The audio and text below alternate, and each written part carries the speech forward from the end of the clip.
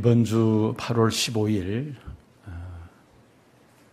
74주년 맞이하는 8.15 광복절이 이번 주에 있습니다. 74년 전 하나님께서 전적인 하나님의 은혜로 이 땅에 해방을 주셨죠. 그렇지만은 좌와 우, 공산주의와 또 자유민주주의로 나라가 둘로 쪼개져서 1950년 참으로 피비린내 나는 동족 상쟁을 우리가 경험을 했습니다. 지금까지 남북한은 계속해서 대치 상태에 있으며 또 우리 대한민국도 이 좌와 우 계속해서 오히려 치열한 그런 갈등의 모습을 보면서 참 마음에 안타까운 마음을 갖게 됩니다.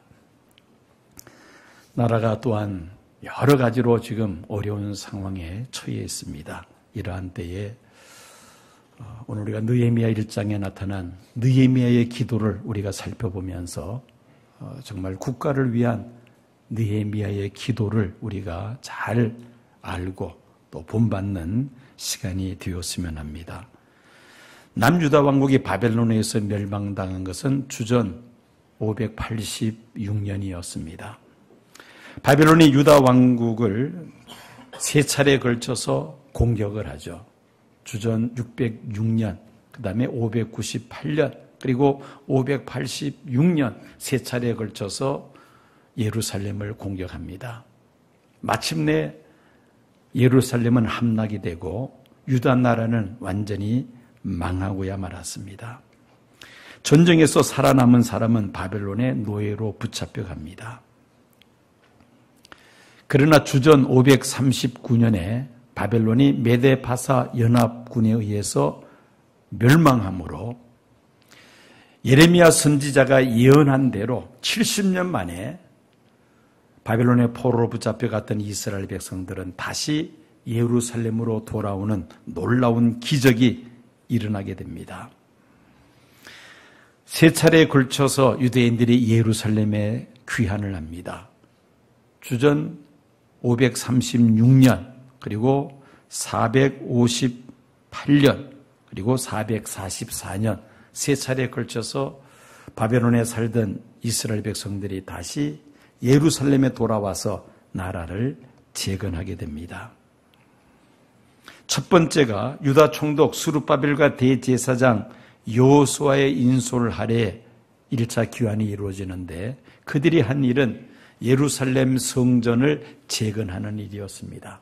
여러 가지 우여곡절 속에서 20년 만에 예루살렘 재건 공사가 완성이 됩니다.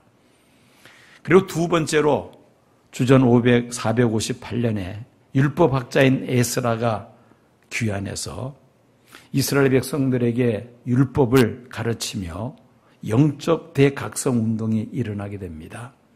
그리고 세 번째가 오늘 본문의 주인공인 유다 총독 느헤미야가 주전 444년에 예루살렘에 돌아와서 무너졌던 예루살렘 성벽을 재건하며 또한 유다 왕국을 다시 온전하게 회복하는 일에 이 느헤미야가 쓰임을 받습니다.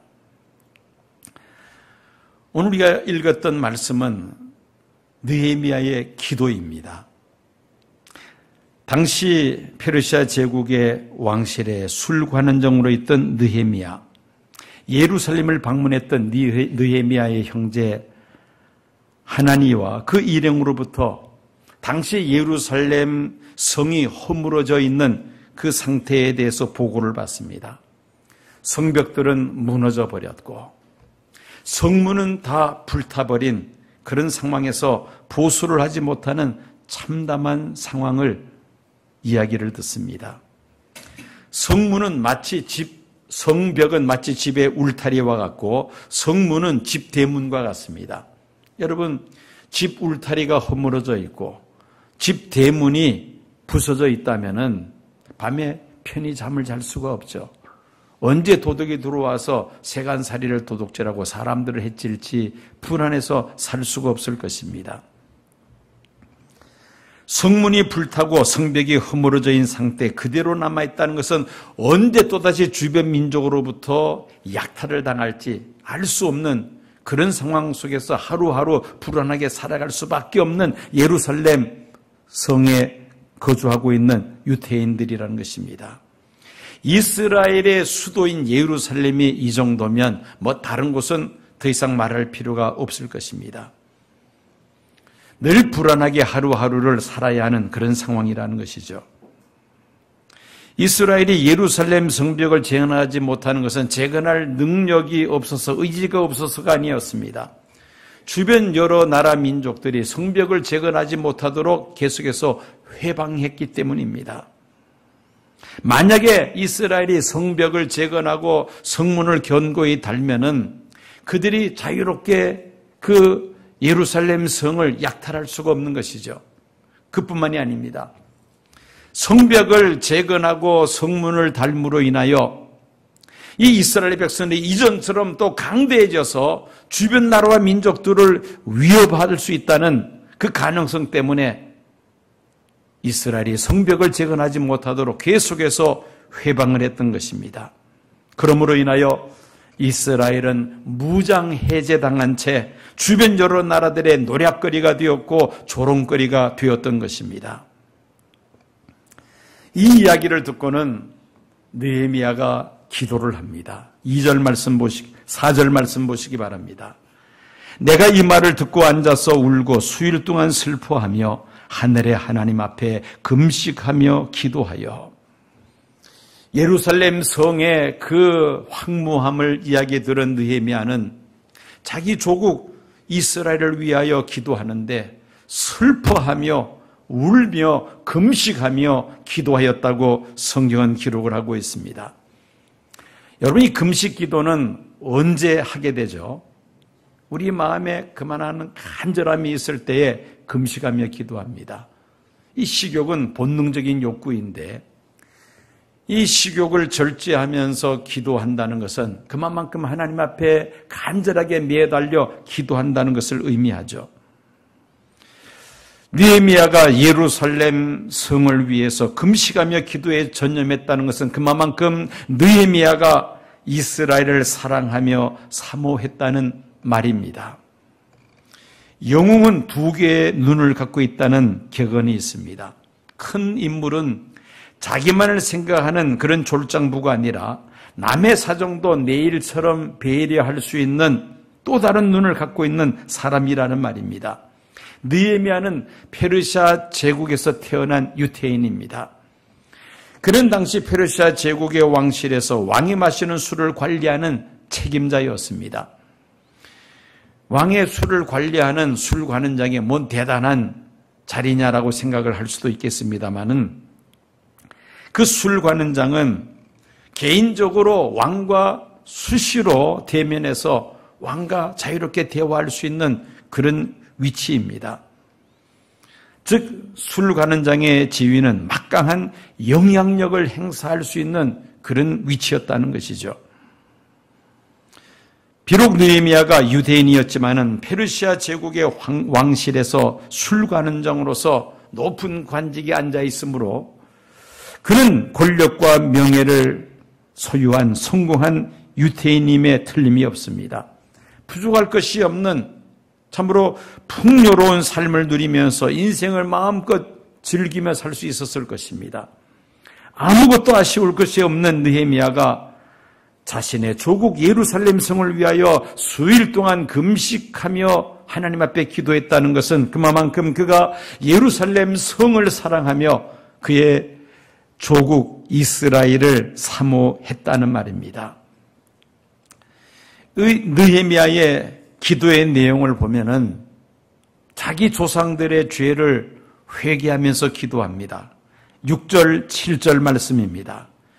이제 종이 주의 종들인 이스라엘 자손을 위하여 주야로 기도하오며 우리 이스라엘의 자손의 주께 범죄한 죄들을 자복하오니 주는 귀를 기울이시며 눈을 여시사 종의 기도를 들으시옵소서. 나와 내 아버지의 집이 범죄하여 주를 향하여 크게 악을 행하여 주께서 주의 종 모세에게 명령하신 계명과 율례를 지키지 아니하였나이다. 유다 왕국이 바벨론에 의해서 멸망당한 것은 바로 유다 백성들의 죄 때문이었습니다. 하나님만을 섬겨야 할 유다 백성들이 이방신과 우상들을 겸하여 섬깁니다. 어느 정도였느냐? 예루살렘 성전 안에 우상들이 있을 정도로 그들은 우상과 이방신들을 섬겼던 것입니다. 그리고 부정과 부패가 만연했습니다. 공의가 무너지고야 말았습니다. 바벨론이 유다를 위협할 때에 유다는 하나님을 의지하고 하나님의 도우심을 바라야 하는데 하나님 앞에 기도하기는커녕 애국 군대의 도움을 그들이 요청을 했던 것입니다. 회개를 촉구하는 선지자의 말에 귀를 기울이지 않습니다. 오히려 하나님의 말씀을 전하는 선자를 옥에 가두고 때리기까지 합니다. 유다 왕국이 죄로 가득 차게 되자 하나님은 바벨론을 들어서 유다 나라를 심판하고야 마셨던 것입니다. 예루살렘 성벽은 다 허물어졌으며 예루살렘 성전은 돌 위에 돌 하나 남지 않고 다 무너지고야 말았던 것입니다. 사실 느헤미야와 주전 586년에 바벨론에 의해서 유다 나라가 멸망한 것은 아무 관계가 없습니다. 왜? 그때 느헤미야는 태어나지도 않은 상태입니다. 그럼에도 불구하고 느헤미야가 그들의 조상들의 죄를 회개한 것은 자신도 유태인이라는 그 공동체 의식과 책임감이 그에게 있었기 때문이었습니다. 나 혼자만 내 가족만 잘 먹고 잘 살면 된다는 이런 개인주의 이기적인 생각을 가지고 있는 사람들은 상상할 수도 없는 일이죠. 진정한 지도자는 자신이 소속된 공동체에 대하여 책임의식을 가지고 있는 사람입니다. 공동체의 아픔을 나의 아픔으로, 공동체의 기쁨을 나의 기쁨으로, 공동체의 죄악을 나의 죄로 생각하고 하나님 앞에 회개할 수 있는 사람, 이런 사람들이 진정한 지도자의 자격이 있는 사람인 것입니다. 미국의 많은 대통령 가운데 트루만 대통령이라고 있었습니다. 이 사람은 미국 사람들 가운데 존경받는 그런 대통령 가운데 한 사람입니다. 그 이유는 그런 책임감이 있는 사람이었기 때문입니다. 이 트루만 대통령의 좌우명은 모든 일의 책임은 다 내게 있다. 이게 이 사람의 좌우명이었습니다. 국가의 최고 지도자인 대통령으로서 국가 안에서 발생하는 모든 일에 대해서 자신이 책임을 져야 한다는 그런 생각을 가지고 있었던 것입니다. 그래서 그는 많은 사람들로부터 존경을 받았고 지금도 받고 있다고 합니다. 느헤미야는 한 번도 보지도 못한 조상들의 죄를 내어놓고 하나님께 회개했습니다. 하나님 앞에서는 자기 조상들의 죄가 바로 나의 죄라고 생각했기 때문이죠. 느헤미야가 하나님 앞에서 이스라엘 민족 공동체를 향한 그 책임의식이 있었기 때문에 그는 페르시아 제국의 아닥사스다 왕으로부터 유다 총독으로 임명을 받아서 예루살렘으로 귀환하여 예루살렘 성벽을 재건할 뿐만 아니라 이스라엘 국가를 일으켜 세울 수가 있었던 것입니다. 그는 자기 그 민족을 위하여 회개하며 기도하는데 그 회개의 기도 가운데 하나님의 말씀을 의지하고 기도하는 내용이 8절에서 9절까지 기록되어 있습니다. 느헤미야가 이스라엘의 회복을 위하여 기도할 때 막연하게 이스라엘이 잘되게 해달라고 복받게 해달라고 그렇게 기도한 것이 아니었습니다. 하나님의 말씀을 의지하고 기도했다는 것입니다. 8절 9절 말씀을 봅니다. 옛적에 주께서 주의 종 모세에게 명령하여 이르시되 만일 너희가 범죄하면 내가 너희를 여러 나라 가운데 흩을 것이요 만일 내게로 돌아와 내 계명을 지켜 행하면 너희 쫓긴 자가 하늘 끝에 있을지라도 내가 거기서부터 그들을 모아 내 이름을 두려고 택한 곳에 돌아오기라 하리라 하신 말씀을 이제 청하건대 기억하옵소서. 느헤미야가 하나님의 말씀을 붙들고 기도한 것은 신명기 30장에 있는 말씀이었습니다. 모세가 하나님 앞에 기도하기를 이스라엘 백성들이 하나님의 말씀을 불순종하여 열국에 흩어진다 할지라도 그 흩어진 가운데서 하나님 앞에 회개하고 기도하면 그들이 흩어진 나라에서 다시 예루살렘에 돌아와서 나라를 재건케 해달라는 그런 내용의 기도가 신명기 30장에 기록이 되어 있습니다. 그 말씀을 붙들고 느헤미야는 하나님 앞에 울며 금식하며 기도했던 것입니다. 하나님 앞에 응답을 끌어내리는 가장 확실한 기도는 하나님의 말씀을 붙잡고 기도하는 것입니다. 하나님은 약속을 하시고 그 하신 약속을 반드시 지키시는 하나님이십니다. 그래서 응답받는 기도는 하나님의 말씀을 붙들고 드리는 기도입니다. 비록 우리의 열조가 하나님 앞에 범죄했으나 이제 하나님 앞에 철저하게 회개합니다. 하나님 앞에 회개하고 돌아서면 땅 끝에 흩었을지라도 다시 예루살렘에 돌아와서 나라를 재건하게 하시겠다고 약속하지 아니하셨습니까? 그 약속의 말씀을 붙잡고 느헤미야는 울며 금식하며 하나님 앞에 간절하게 기도했던 것입니다. 하나님께서 이 느헤미야의 기도에 대하여 어떻게 응답해 주셨습니까? 느헤미야가 예루살렘 성벽의 재건과 이스라엘 회복을 위하여 금식하며 기도할 때에 그의 얼굴이 초췌해졌습니다. 며칠 동안 음식을 먹지 아니하니까 그 외모가 초췌해질 수밖에 없죠. 얼굴이 버석버석하고 또 얼굴이 더 초췌해질 수밖에 없는 그런 상황입니다. 그런데 문제는 신하가 왕 앞에서 그런 모습을 보인다는 것 그 자체가 왕에게 사실은 무리한 일이죠. 수르관원장이 이런 모습으로 왕 앞에 설 수 있다는 것은 상당히 위험한 일입니다. 왕이 그 모습을 보고 느헤미야에게 말을 합니다. 내가 병이 없거늘 어찌하여 얼굴에 수심이 있느냐? 이는 필연 내 마음에 근심이 있음이로다. 아닥사스다 왕이 느헤미야에게 이렇게 말을 던졌을 때에 느헤미야는 마음으로 두려워하였다고 성경은 기록을 하고 있습니다. 이런 모습으로 왕 앞에 서서는 안 된다는 말이죠. 이 아닥사스다 왕은 페르시아 역대 왕들 가운데서 가장 성격이 까다롭고 변덕이 심했으며 의심이 많은 사람이었다고 전해지고 있습니다. 한마디로 말한다면 신하로서 가장 모시기 어려운 타입의 왕입니다. 그러나 느헤미야서 2장을 보면은 하나님께서 느헤미야 왕의 마음을 감동시키십니다. 하나님께서 아닥사스다 왕의 마음을 감동시키시죠. 그리고 느헤미야를 유다 총독으로 임명할 뿐만 아니라 예루살렘 성을 재건할 수 있도록 조서를 내려서 허락을 해줍니다. 팔레스틴 지역을 관장하는 유프라테스 강 서쪽에 있는 총독들에게 조서를 내립니다. 느헤미야로 하여금 통행할 수 있도록 그렇게 조서를 내립니다.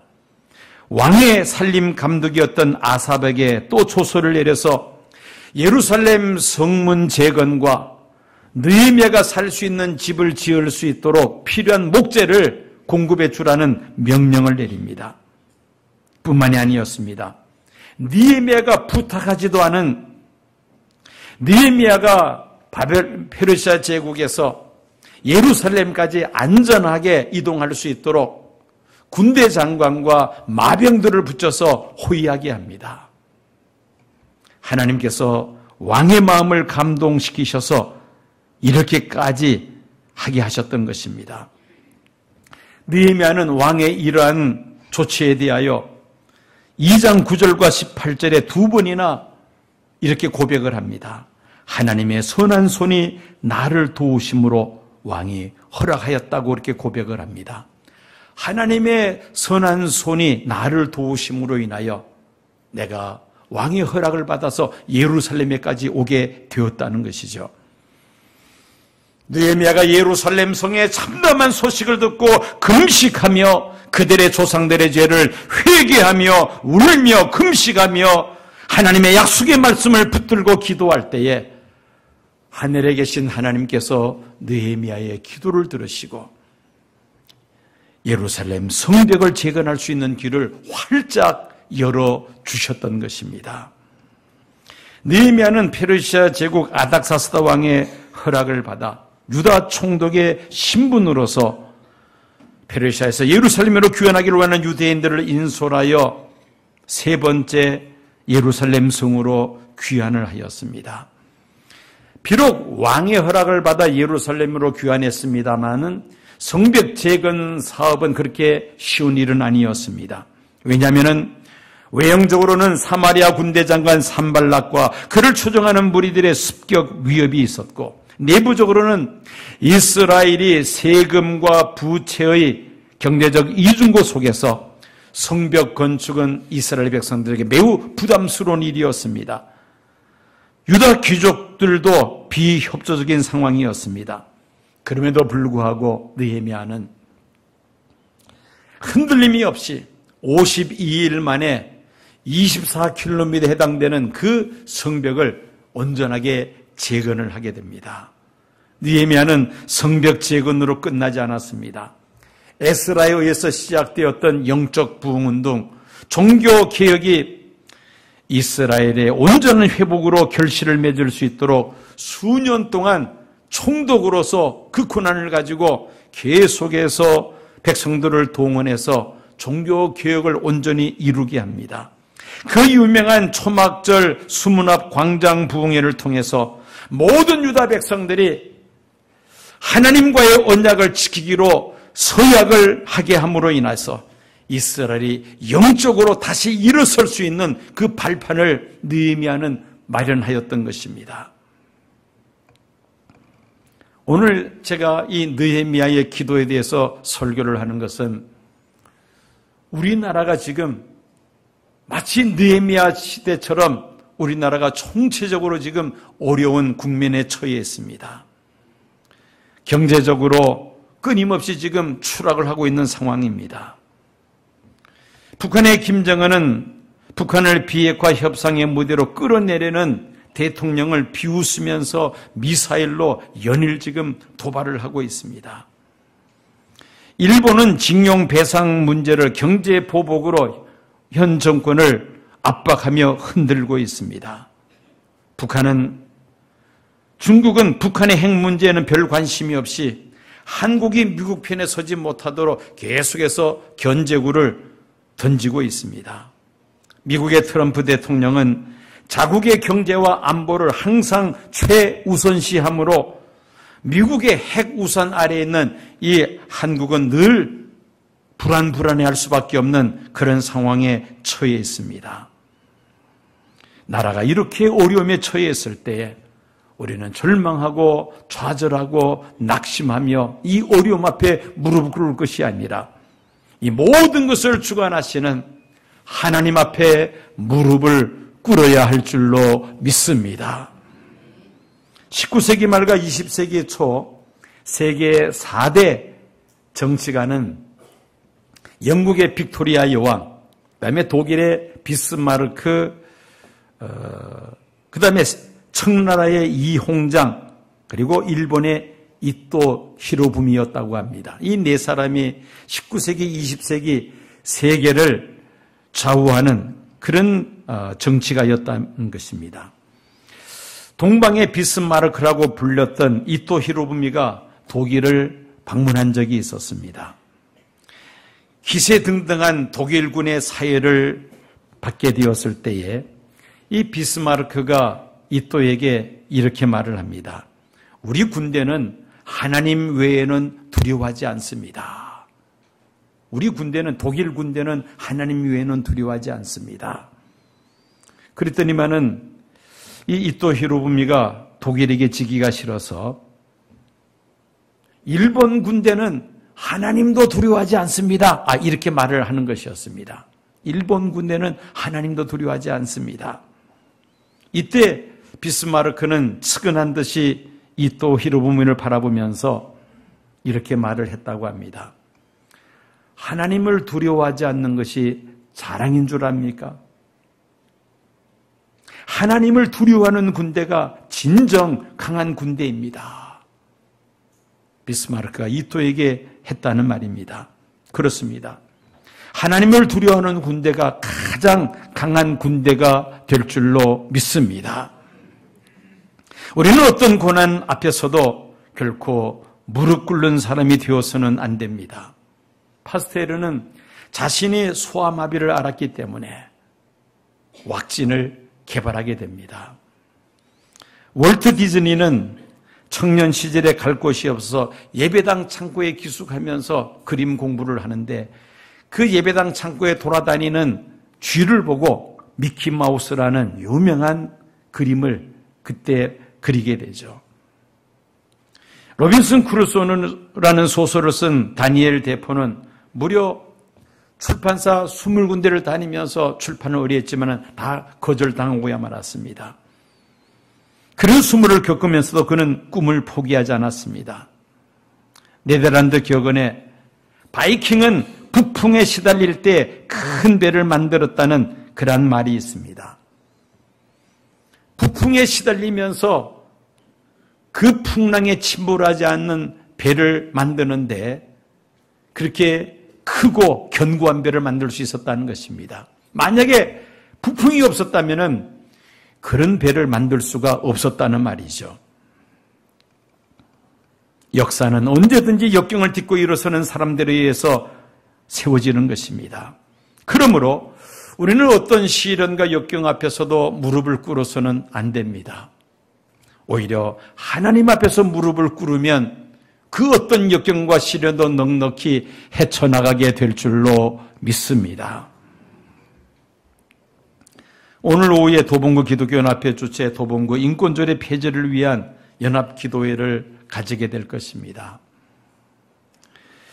경기도 기독교 총연합회는 경기도 인권조례 폐지를 위한 기도회를 하기 위해 지금 대대적으로 홍보 활동을 하고 있습니다. 그 핵심은 그렇습니다. 도봉구도 그렇고 경기도도 그렇고 지금 지자체마다 지금 난립니다. 바로 인권조례입니다. 우리는 이전에 듣도 보지도 못했던 성평등이라는 새로운 용어가 만들어졌습니다. 양성평등이라는 말은 헌법에 규정되어 있습니다만 성평등이라는 말은 이제까지 들어본 적이 없습니다. 모르는 사람들은 그걸 양성평등으로 동일시하는 사람이 있습니다. 그런데 그게 아닙니다. 우리 헌법에 규정되어 있는 양성평등은 남성과 여성은 헌법 앞에서 동일하다. 이게 양성평등인데 성평등은 그게 아닙니다. 동성연애자들, 그 다음에 남성, 여성 두 가지 성을 가지고 있는 사람도 있다는 겁니다. 심지어 남성, 여성 어느 성의 정체성도 없는 사람도 있다고 합니다. 이렇게 여러 가지로 구분해서 이 모든 사람들은 다 평등하다는 것이죠. 문제는 여기에 대해서 문제점을 제시하면은 그 법을 어겼다는 겁니다. 이것을 차별금지법이라고 표현합니다. 차별금지법. 강단에서 목사가 동성연애는 하나님 앞에 죄악입니다라고 설교하면은 차별했다는 겁니다. 성이 평등한데 왜 동성연애자들을 갖다가 폄하하느냐 해서 차별했기 때문에 법의 처벌을 받아야 한다는 겁니다. 그것이 지금 각 지자체에서 새롭게 만드는 그 인권조례 내용의 핵심입니다. 기독교가 가장 지금 주시하고 있는 성평등이라는 용어입니다.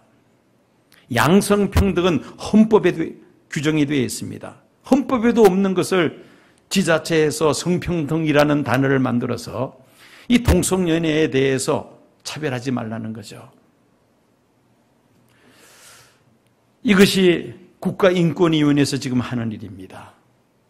국가인권위원회에서 각 지자체의 인권조례를 만들 것을 강요를 하고 있으며 각 지자체마다 인권센터를 만들어서 이 인권조례 새로 만든 법을 추진하고 그 다음에 감시 감독하게 하는 일을 합니다. 심지어 경기도에서는 성평등위원회를 경기도 산하 모든 단체에 만들라고 그 조례에 그렇게 명문화시켰습니다. 그 말은 이제 교회 안에도 성평등위원회를 만들어야 되는 그런 시대가 되었다는 것이죠. 이것을 교회가 자시할 수가 없습니다. 기독교 복음 전파에 막대한 그런 장애물을 지금 놓고 오히려 한 단계 더 나가서 그것 때문에 앞으로 목회자들이 핍박을 받을 수가 있습니다. 자유롭게 설교할 수가 없게 됩니다. 이 문제에 대해서는 동성연애에 대해서는 말할 수 없는 그런 상황이 지금 돼가고 있다는 것이죠. 여러분, 대한민국이라는 배가 여러 가지 면에 있어서 총체적으로 지금 이런 어려움 속에 처해 있습니다. 서두에 말씀드린 경제적인 문제, 외교적인 문제, 남북한 문제, 핵 문제, 강대국과의 관계 문제, 어느 한쪽도 해결될 길이 보이지 않는 그런 어두운 상황에 처해 있습니다. 우리가 믿는 것은 사람은 할 수 없지만은 하나님이 도와주시면 능치 못할 일이 없는 줄로 믿습니다. 이스라엘이 성벽이 허물어지고 성문은 불타버리고 늘 불안 가운데 하루하루를 살아야 되는 그 어려움 속에서 하나님은 느헤미야의 기도를 들으시고 느헤미야를 통해서 성벽을 재건하게 하시고 이스라엘 나라를 다시 새롭게 일으켜 세워주셨습니다. 오늘 이 시대에 느헤미야와 같은 기도의 사람들을 하나님은 찾고 계시리라 믿습니다.